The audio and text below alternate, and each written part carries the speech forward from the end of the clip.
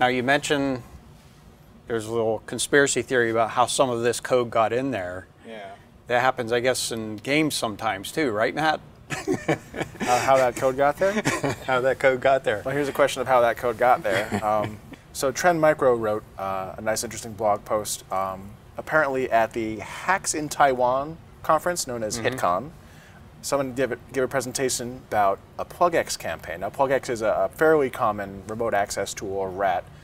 In this case, the notable circumstances around it is that players of the popular online games League of Legends and Path of Exile were actually compromised by a legitimate update to the game. What happened was attackers managed to break into the update servers and repackage the update so it was the legitimate update file, PlugX, and a cleaner app, which would sort of manage a few things in the file system, clean up when the installation was done. But from what I understand, this happened to a number of players of the game, mostly located in Taiwan. Okay. So I know League of Legends is popular here in the US as well. US players don't have to worry about it. If you're in Taiwan, the Taiwanese version of the game was the one that was modified. So you may want to worry. There's been, I think players have been notified, and the hosting provider who was compromised, the one that was actually providing update servers, has also written to say, we acknowledge that this actually happened. Interestingly, the MD5 that was published for that update was actually the MD5 of the bundle, and not of the just of the malicious, you know, it was the bundle of malicious software and everything, not of the original. So it managed to Including get the and everything. Exactly, which is scary because, you know, typically you would publish an MD5 or a hash to prove it was a legitimate file, but in this case, whoever was part of that process just hashed the whole thing without checking that it was actually the legitimate file. So do you know anything about how this came about? No details have been released yet, Okay. at least not that I'm aware of. Sounds like potential insider, but you know, you never know. Potentially. You know, it's interesting because PlugX used to be pretty much exclusively used by real APT actors, nation state in that level.